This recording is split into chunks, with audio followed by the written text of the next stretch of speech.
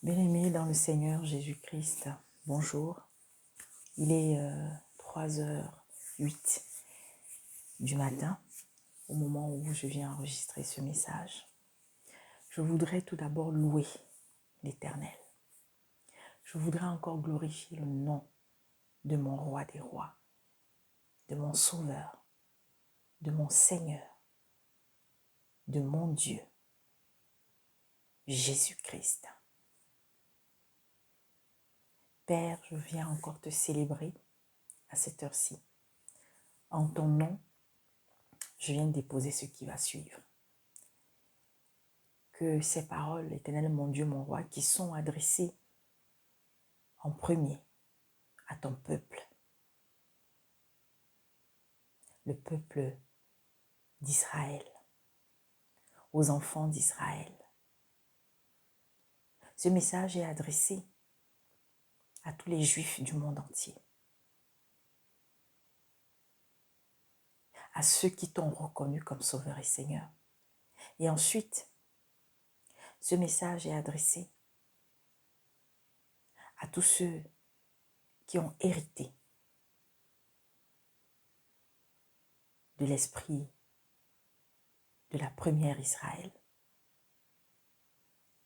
à ceux qui continuent d'être habités par l'esprit de celle qui est rentrée en rébellion contre toi, de celle qui s'est vue sortir après 400 ans d'Égypte et qui jusqu'à maintenant, malgré tout ce que tu as eu à faire pour elle, continue, n'est-ce pas, de t'ignorer, continue de subir des attaques incessantes de celui qui avait décidé de la détruire jusqu'au dernier des fils et des filles de cette nation.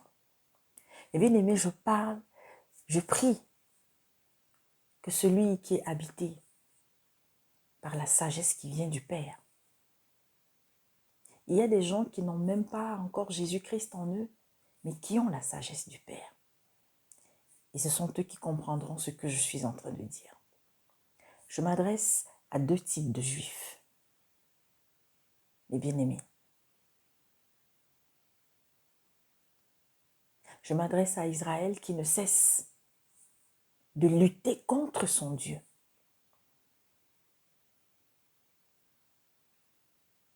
Alors que son Père l'attend. Bien-aimé, je viens déposer un message pour l'Église. Alors, je voudrais, avant de déposer ce message, nous lire une des nombreuses révélations, un des nombreux messages que nous n'arrêtons pas de recevoir. Parce qu'en ce moment, plus que jamais, Dieu parle à son Église. Dieu parle à ses fils et à ses filles. Alors, gloire à Dieu. Il y en a aujourd'hui qui, parce que chaque jour davantage, ils sont disposés, ils se disposent, alors ils entendent la voix du Maître par le Saint-Esprit qui leur parle. Et nous recevons, mes bien-aimés, plus que jamais, les messages de notre Père. Car l'heure est très, très, très avancée. Tout au long de la semaine, mes bien-aimés, d'ailleurs, depuis des semaines, depuis des mois, cette petite chambre dans laquelle je me trouve avec mes compagnes de route et de temps en temps avec nos compagnons de route, Dieu ne cesse de se révéler. Dieu ne cesse de nous parler. Dieu ne cesse, mes bien-aimés, de nous amener à être chaque jour davantage de véritables sentinelles qui veillent, qui veillent, qui veillent, qui prient.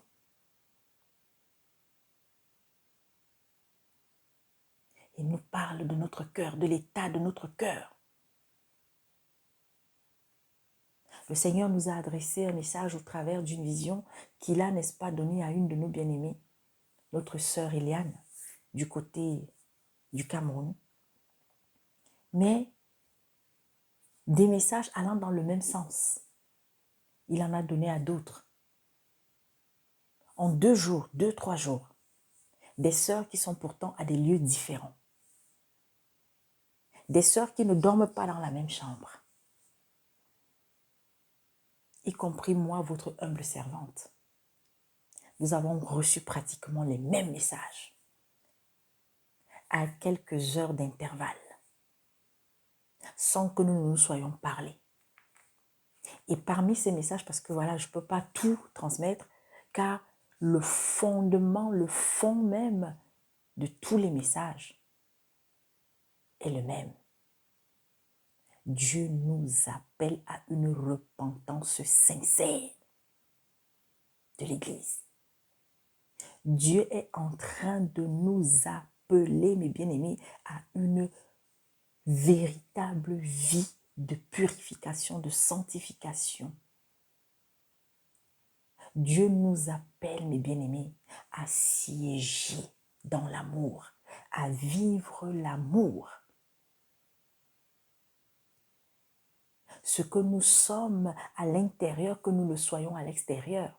Ce que nous sommes à l'extérieur, que nous le soyons à l'intérieur. Et que nous soyons de véritables lumières, afin de répandre ce sel-là que papa a dit que nous étions et que nous avions. Alors, je voudrais, mes bien-aimés, qu'on écoute ceci. Message de notre sœur Eliane. Matthieu 5, au verset 3. Heureux les humbles de cœur. Seigneur, parle-nous encore en cette journée. Je vis de l'eau qui coulait de la douche. Et j'entends, c'est-à-dire que pendant qu'elle était en train de prendre sa douche, ceux qui disaient que le Saint-Esprit là, qu'il ne faut pas, quand on est dans la douche, je ne sais pas, je vous ai dit, à moins que vous fassiez des choses mauvaises, à moins que vous soyez dans des pratiques, je ne sais pas, à moins que vous n'ayez pas le Saint-Esprit véritablement, que ce Saint-Esprit-là n'est pas en vous, n'est pas autour de vous, ne marche pas avec vous, ne dort pas avec vous, ne vit pas avec vous, alors c'est normal que vous allez avoir peur de vous retrouver dans votre douche, dans vos toilettes, parce que partout où nous sommes, si nous avons le Saint-Esprit, il est avec nous. Nous ne sortons pas et lui reste à la maison. Alors que tu sois sous ta douche, que tu sois en train de te baigner, que tu sois en train de t'habiller, que tu sois en train, n'est-ce pas, de prendre ton petit déjeuner, si jamais tu en as l'occasion d'en prendre, que tu sois en train, n'est-ce pas, de cuisiner, toi, maman, ou toi, mon frère, toi, ma soeur, que tu sois en train de dormir, le Saint-Esprit, quand on l'a, parce que nous sommes dans les conditions pour qu'il soit là, alors, mes bien-aimés, il est avec toi 24 heures sur 24. Je continue. Je vis de l'eau qui coulait de la douche et j'entends. Non, elle ne prenait pas sa douche. Elle vit de l'eau. Bon, mais Dieu merci, j'ai quand même... ça m'a permis encore de vous rassurer aussi. Que même quand on est en train de prendre notre douche, parce que nous avons des témoignages, et je bénis le nom de l'Éternel. Car je sais que quand j'avais donné ce témoignage la première fois, il y en avait qui ont eu des cœurs troublés. Comment la sœur Gladys peut dire que quand on est sous la douche, donc quand on est même nu là, le Saint-Esprit peut nous parler, oui. Alors je continue. Je vis de l'eau qui coulait de la douche et j'entends, regarde. Je baissa la tête et je vis un siphon lisse, propre sur le sol. Vous savez, le siphon, hein, pour ceux qui ont des douches modernes, alors, l'objet qu'on utilise pour fermer, pour boucher, vous voyez, pour que l'eau Alors, on va l'enlever quand on veut que l'eau coule et on va, n'est-ce pas, et quand on l'enlève, il y a donc le bas là, hein, parce que quand on se douche au fur et à mesure, vous savez, il y a de la saleté qui passe, mais toute la saleté ne passe pas, donc ça reste être collé au niveau des parois de ce siphon-là. Alors, et j'entends, regarde, je baisse la tête et je vis un siphon lisse, propre sur le sol. Donc, le siphon, pareil, le siphon, elle le voit, elle sait que c'est propre. L'eau y tombait, mais stagnait au-dessus du siphon. Alors, parce que logiquement, quand votre siphon est propre, lorsque le trou par lequel l'eau également passe, hein, ce trou-là est propre. Logiquement, l'eau coule. Donc, l'eau ne va pas rester. Or là, au lieu que l'eau coule, l'eau ne coulait pas et l'eau stagnait. D'accord? Excusez-moi, à chaque fois, mon téléphone se verrouille, hein, donc il faut toujours déverrouiller. Alors, je continue. Donc, l'eau, je baissais la tête et je vis un siphon lisse propre sur le sol. L'eau y tombait, mais stagnait au-dessus du siphon. J'entendis de nouveau, prends ceci et ôte ce siphon du sol. Je pris des ciseaux et ôta le siphon.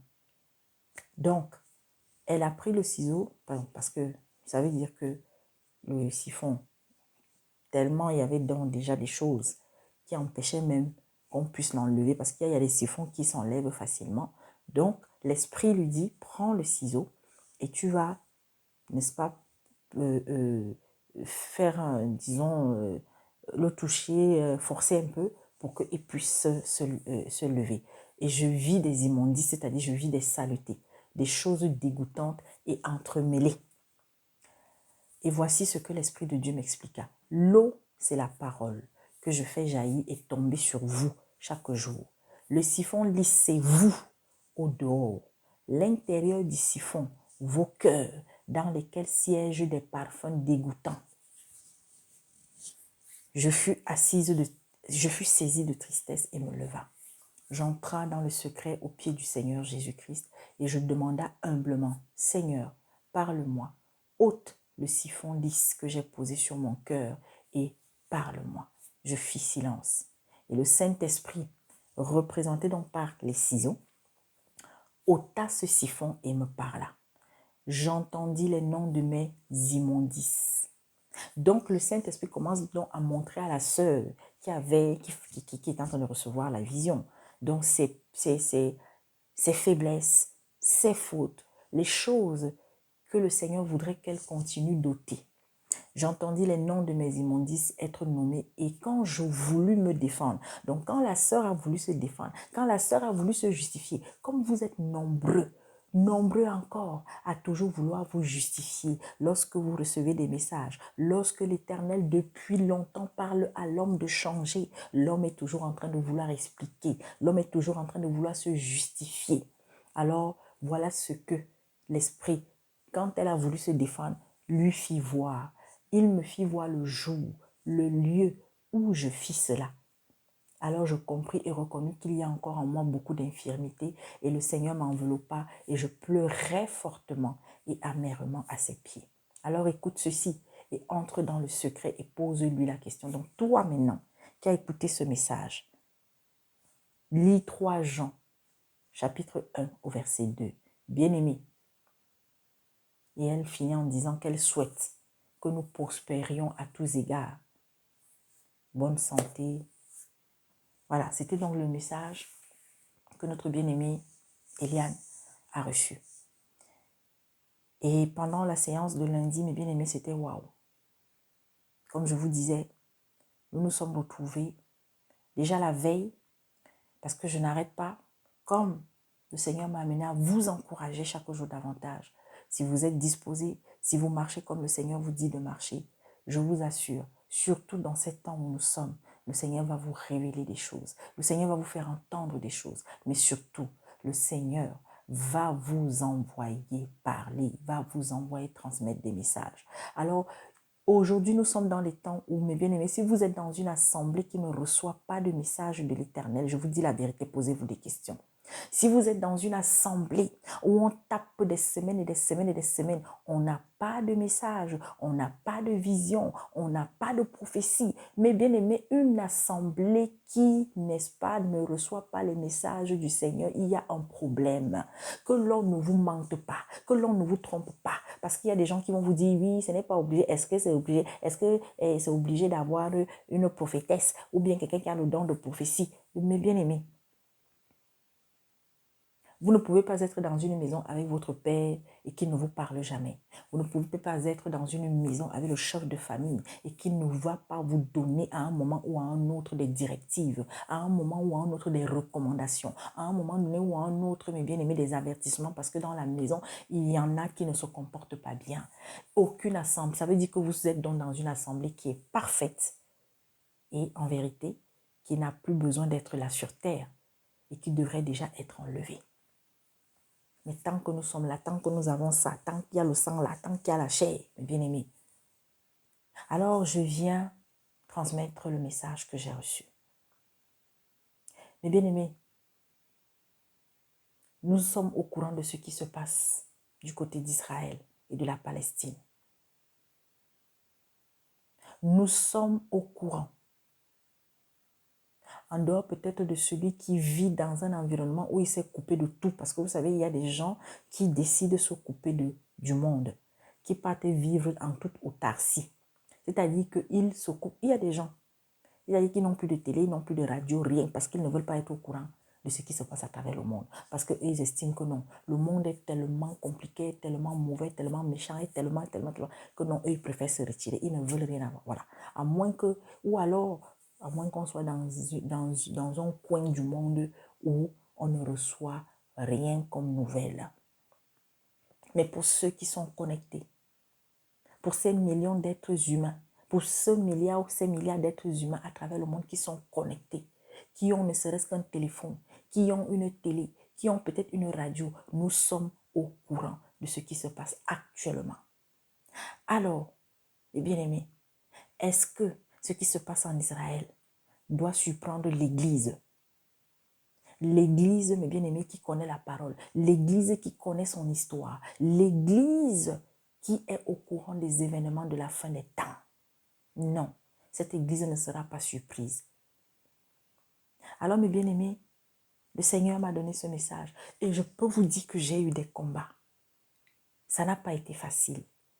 Et il y a à peine quelques minutes que le Seigneur a permis que je sois réveillée, que je sois debout, alors que je partais me coucher. Quelque chose s'est passé. Et quand je vais me vous dire comment, mais je préfère garder ce détail. Mais j'ai eu du mal. Parce que depuis la journée, mes bien-aimés, j'ai essayé à plus d'une reprise. C'est depuis 2-3 jours. Mais c'était très fort hier. Alors toute la journée d'hier, mes bien-aimés, j'étais dans une tristesse. Mais ce n'était pas une tristesse comme celle que je peux ressentir quand je suis au courant d'une chose malheureuse, d'une chose triste. Comme quand je pense à tous ceux-là qui souffrent à travers le monde. C'était une tristesse et je l'ai reconnu, j'ai compris que non, c'est le Seigneur encore une fois de plus qui me permettait de partager pour un petit instant un peu de sa tristesse, de sa douleur qu'il ressentait en ce moment par rapport à ce qui est encore en train de se passer. Mais bien aimé, oui, nous avons les prophéties de la fin des temps. Nous avons, mes bien-aimés, l'histoire d'Israël, de la relation qu'Israël a toujours eue avec Dieu, de sa rébellion à plusieurs moments de l'histoire, n'est-ce pas? De son histoire, de son détournement des voies que Dieu avait tracées pour elle. Mais surtout, mes bien-aimés, Israël, toi qui es chrétien, toi qui as dit un jour que tu étais croyant en Dieu, Israël ne représente pas n'importe quoi, ne doit pas représenter n'importe quoi dans ta vie. Non, c'est pas parce que c'est Israël, mes bien-aimés, mais c'est aussi parce que c'est Israël, mes bien-aimés. Israël que pour nous, les chrétiens, nous devons considérer comme notre aîné. Écoutez-moi très bien. Et je parle à ceux qui connaissent la parole. Je parle à ceux qui chaque jour davantage sont en train, n'est-ce pas, d'être nourris. Peut-être maintenant tu es nourri au lait, mais demain tu vas commencer à manger la nourriture solide. Oui, mes bien-aimés, qu'est-ce que le Seigneur me fait ressentir aujourd'hui? Hier, c'était terrible. Et après, j'ai commencé à entendre. Alors, c'est depuis 2 jours que ça a commencé d'abord. Mais je bénis le nom de l'Éternel parce que hier soir, j'ai eu la confirmation de ce que le Seigneur voulait que je donne comme message. Au travers de 2 bien-aimés. Il y a notre bien-aimé qui est sur la chaîne de Trouver la foi. Et puis il y a notre autre bien-aimé Teddy. Mes bien-aimés, l'heure est grave. Le Seigneur me demande à plusieurs reprises de venir encore. Il y a quelques semaines, j'ai déposé un message pour les serviteurs de Dieu. J'ai déposé un message pour vous qui avez la responsabilité de nous paître là. Pour vous qui avez été appelés, pour vous qui avez été choisis pour fortifier l'Église, encourager, amener les chrétiens. Et je parle de tous ceux à travers les 4 coins du monde, mes bien-aimés. Je ne m'adresse pas seulement aux serviteurs africains. Je suis en train de m'adresser à tous les chrétiens du monde entier, à tous les ministres du monde entier en Jésus-Christ, mes bien-aimés. À vous qui avez reçu la charge d'un ministère. Je suis en train de devoir donner un message, mes bien-aimés. L'Éternel est en colère contre nous. Est-ce que c'est aujourd'hui? Non. Mes bien-aimés, depuis un certain temps, alors que l'autre est en train d'avancer ses pions, alors que le monde des ténèbres est en train d'avancer leurs pions, alors que, mes bien-aimés, la montée, la sortie de l'homme impie n'est plus loin. La sortie de l'Antéchrist n'est plus loin. Oui, son esprit est depuis dans le monde, mais physiquement, son Père se prépare à le montrer aux yeux du monde. Mais à quel moment cela doit arriver? Pour toi qui lis, qui se nourrit d'Apocalypse chaque jour davantage, les signes précédant sa sortie, sa venue au monde entier a été donné. Alors toi, peut-être qu'il ne le sait pas, je t'invite encore, je vous invite, je nous invite, le Seigneur nous invite, mes bien-aimés, plus que jamais. Le Seigneur invite ses enfants qui ont la charge de nous enseigner là, de continuer de nourrir son Église, ses enfants, mes bien-aimés, du livre des révélations, d'expliquer au moyen des autres livres tels que les Daniel, les Isaïe et tous les autres là, ce qui attend le monde. Il y a un drame terrible qui est en train de se jouer en Israël, qui est en train de se jouer en Palestine. Et que font les fils de l'Éternel? Que font ceux qui sont chargés, mes bien-aimés? De parler au monde, de parler aux dirigeants du monde, de parler à Israël encore. Alors écoutons ce que j'ai reçu. Le Seigneur par le Saint-Esprit me dit ceci. Ce n'est pas parce que les événements ont été annoncés. Ce n'est pas parce qu'il y a eu des révélations, il y a des prophéties par rapport à tout ce qui doit arriver que nous devons manquer de compassion, que nous devons manquer de compassion.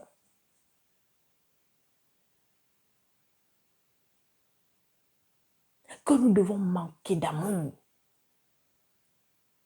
que nous devons regarder ailleurs.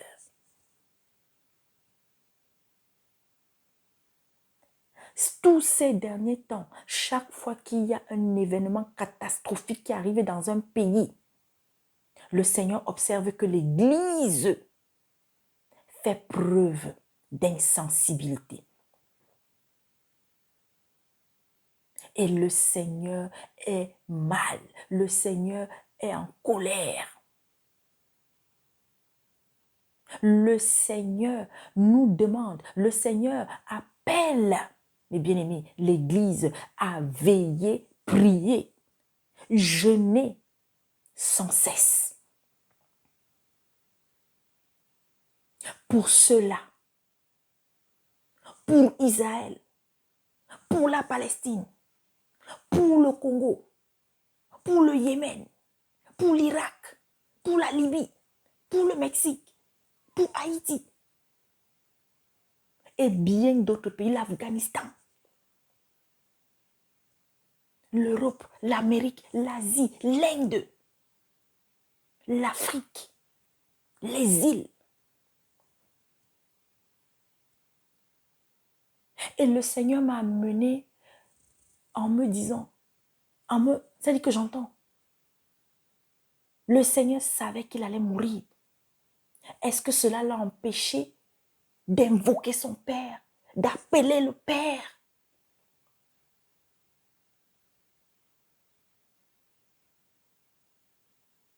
Israël, oh mon Dieu, oui.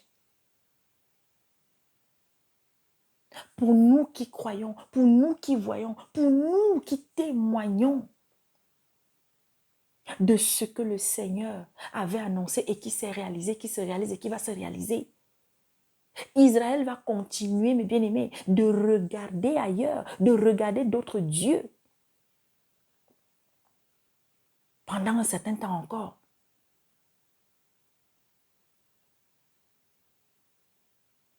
Mais le Seigneur nous dit de prier pour Israël, de prier pour tous ces pays-là.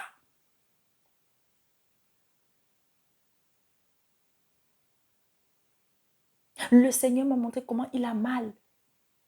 Au lieu que les gens pleurent, Israël pleure à lui. Israël l'appelle, l'invoque. Mais non. Israël invoque d'autres dieux. Israël invoque d'autres esprits.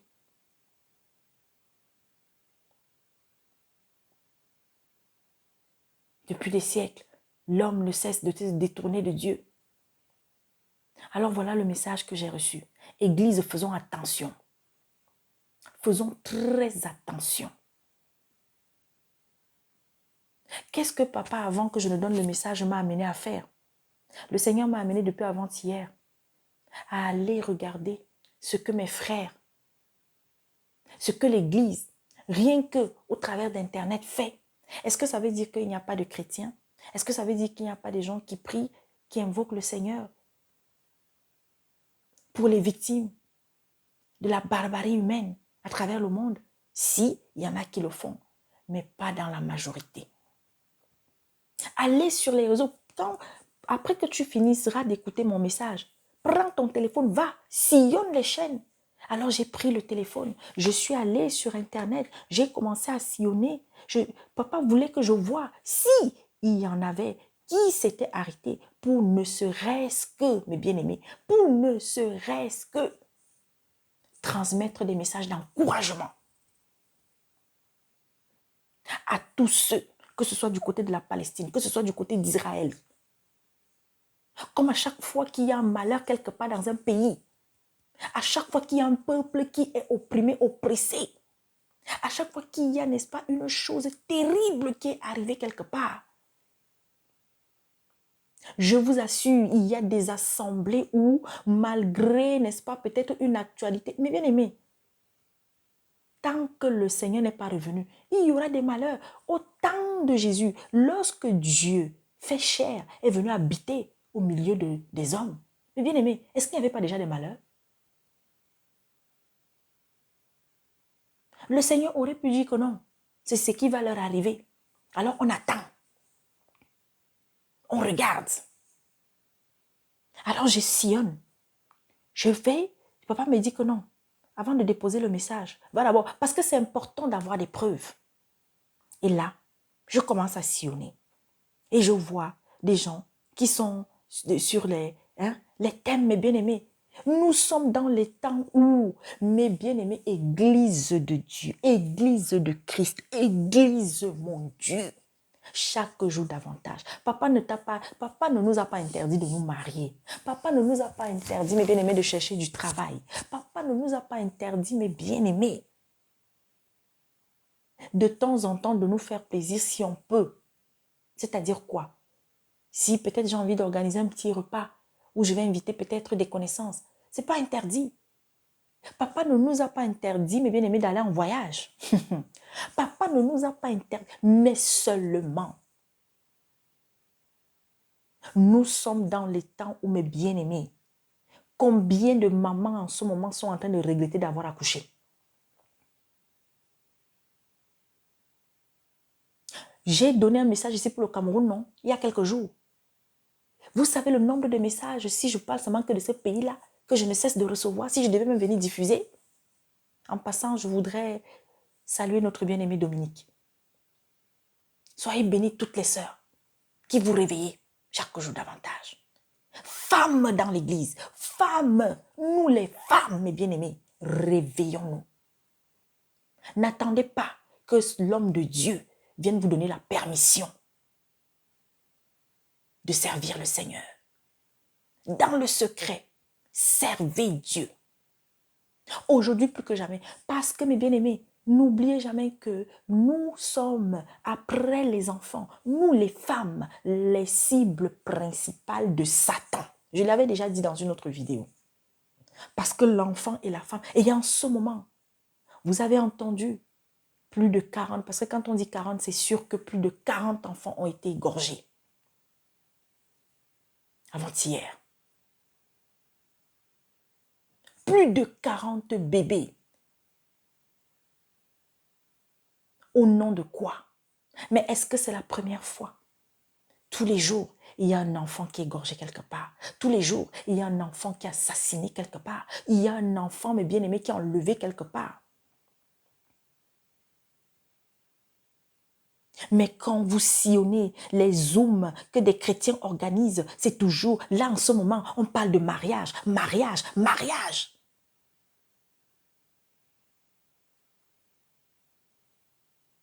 Il y a des drames qui sont en train de se passer. Le Seigneur a dit, tu es la lumière et le sel du monde. Aujourd'hui, mes bien-aimés, il y a des thèmes, je l'avais déjà donné, mes bien-aimés. Le Seigneur m'envoie encore venir sonner cette alarme-là. Vous qui avez la charge d'éclairer, vous qui avez la charge de conduire, de paître le troupeau de Dieu. Attention, plusieurs parmi vous, je vous dis, dans les semaines, les mois à venir, l'année 2024, là, beaucoup de serviteurs sérieux que vous connaissez vont traverser le désert.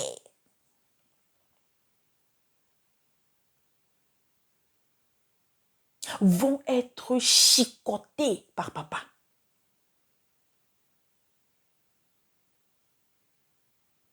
Il y a des chrétiens qui sont dans des assemblées qui ne savent pas prier.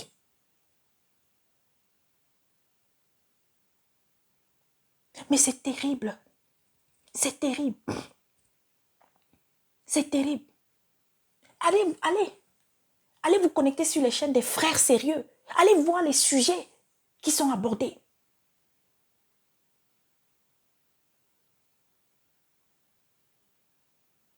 Aujourd'hui, nous devons être... Si il y avait de l'amour entre nous, je le dis parce que je suis désolée, il y a un manque d'amour. Un manque d'amour dans l'église. Et le Seigneur nous a parlé de cela dans cette petite chambre où je me retrouve avec ces femmes-là. Nombreux sont les frères qui continuent de mépriser les femmes dans les assemblées.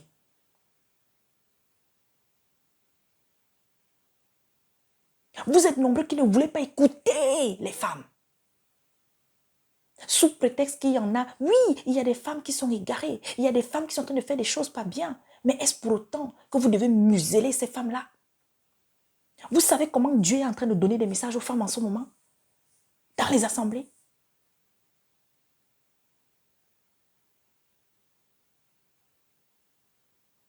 Mais des sujets, excusez-moi, à la con.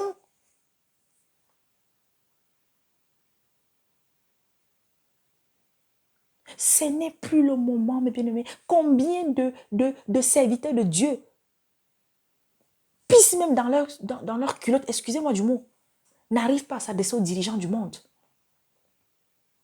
Il y en a plein là. Hein. Ils n'oseront pas parler à la Palestine ou à ces égarés qui pensent que, mes bien-aimés, aucune nation ne fera disparaître Israël. Ça fait combien de siècles que les gens se sont évertués à exterminer ce peuple? Est-ce que c'est parce qu'ils sont parfaits? Non. C'est Dieu qui va régler le sort d'Israël une fois pour toutes. Et ceux qui ne se réveilleront pas, qui ne reviendront pas à la maison, qui ne finiront pas par reconnaître Jésus, heureusement qu'il y en a qui vont finir par reconnaître, mais après encore combien de sacrifices? Et tout a été annoncé. Et tout est en train de se dérouler sous nos yeux.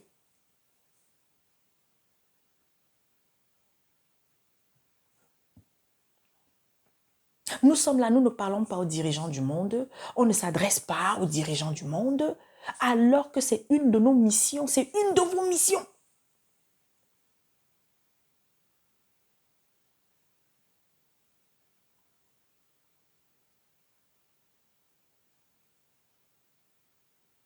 Nous devons dénoncer l'abomination quand elle se présente. Le Seigneur a dit que nous devons défendre la veuve et l'orphelin. Défendre la veuve et l'orphelin, ce n'est pas seulement envoyer ton argent pour qu'on achète un sac de riz, c'est bien. Mais lorsque tu entends qu'on a massacré des enfants, on viole des femmes, je prends seulement même le cas de la RDC. Combien de serviteurs sérieux parlent des viols que des femmes dans le Nord Kivu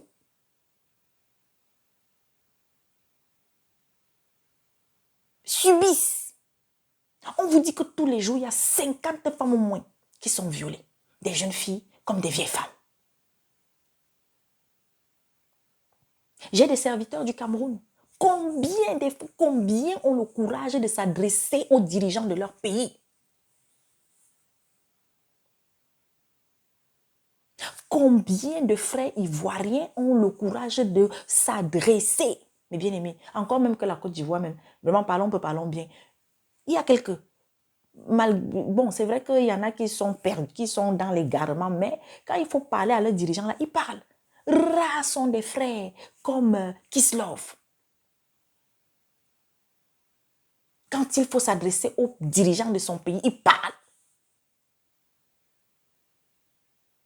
Mais nous avons des frères aujourd'hui qui n'osent pas. Ils ne vont pas s'adresser au président américain. Ils ne vont pas s'adresser au président français. Ils ne vont pas s'adresser au... Mais bien aimé, oui, on sait que la majorité, à plus de 99,99%, la plupart des dirigeants du monde, des présidents, des chefs d'État, des rois, des reines, des autorités, oui, beaucoup, à plus de 90% sont dans des sectes, sont dans des pratiques, sont dans des trucs. Mais est-ce une raison pour que tu ne t'adresses pas à eux?